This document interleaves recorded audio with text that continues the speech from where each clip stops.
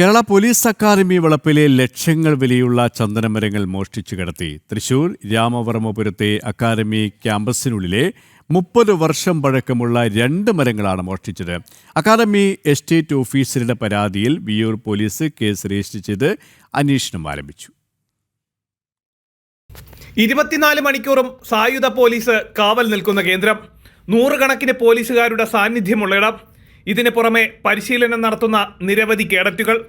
തലസ്ഥാനത്തെ ഹെഡ്ക്വാർട്ടേഴ്സ് കഴിഞ്ഞാൽ കേരള പോലീസിന്റെ ഏറ്റവും വലിയ കേന്ദ്രം അതാണ് തൃശൂർ രാമവർമ്മപുരത്തെ പോലീസ് അക്കാദമി.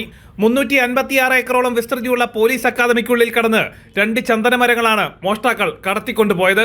30 വർഷത്തിലേറെ പഴക്കമുള്ള മരങ്ങളുടെ കാതിലുള്ള ഭാഗങ്ങൾ മാത്രം മുറിച്ചെടുത്താണ് പ്രതികൾ രക്ഷപ്പെട്ടത്. കവർച്ച നടന്ന് ദിവസങ്ങൾ കഴിഞ്ഞാണ് സംഭവം പോലീസ് അക്കാദമി അധികൃതർ അറിയുന്നത്.